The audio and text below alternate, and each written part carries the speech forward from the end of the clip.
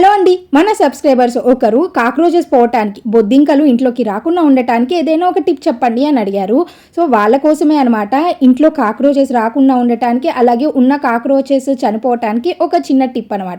ఇట్లాగా ఏదైనా ఒక గిన్నెని తీసుకొని ఇందులోకి కొంచెం వాటర్ యాడ్ చేసి లవంగాలు 10 నుంచి 15 వరకు వేసుకోండి. అలాగే 2 కర్పూరం బిళ్ళలు కూడా వేసుకొని బాగా మరిగించండి.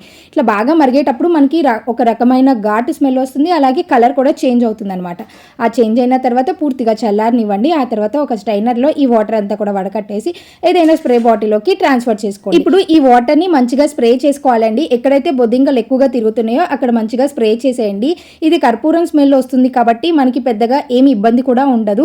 కిచెన్ ఒకసారి నీట్గా క్లీన్ చేసుకున్న తర్వాత లాస్ట్లో ఈ స్ప్రేని లైట్గా స్ప్రే చేసి నీట్గా తుడిచేసేయండి. చాలా ఫ్రెష్గా అండ్ మంచి స్మెల్ వస్తూ ఉంటుంది. ఈ వీడియో ఉపయోగపడే వాళ్ళకి తప్పకుండా షేర్ చేయండి. అలాగే మీకు ఎటువంటి వీడియోస్ కావాలి, ఎటువంటి హెల్ప్ఫుల్ టిప్స్ కావాలి అనేది కమెంట్ చేయండి. తప్పకుండా షేర్ చేస్తాను.